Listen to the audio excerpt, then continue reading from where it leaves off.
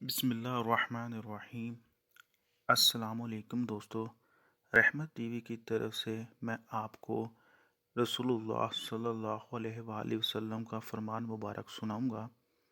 گناہوں کی معافی کے لیے وظیفہ سبحان اللہ و بحمدہ 100 بار۔ سیدنا ابو ہریرہ رضی اللہ تعالی عنہ سے روایت ہے کہ رسول اللہ صلی اللہ علیہ وآلہ وسلم نے فرمایا، جو شخص دن میں 100 مرتبہ یہ کلمات پڑھے گا اس کے تمام گناہ معاف کر دیے جائیں گے، اگرچہ وہ سمندر کی جھاگ کے برابر بھی ہوں۔ صحیح بخاری اور صحیح مسلم میں ہے کہ جو شخص 100 مرتبہ صبح اور 100 مرتبہ شام کے وقت یہ کلمات پڑھے گا، قیامت کے دن کوئی شخص اس کے عمل سے افضل عمل لے کر نہیں آئے گا مگر جس نے اس کے برابر یا اس سے زیادہ پڑھا ہوگا۔ اللہ تعالیٰ مجھے اور آپ کو عمل کرنے کی توفیق عطا فرمائے۔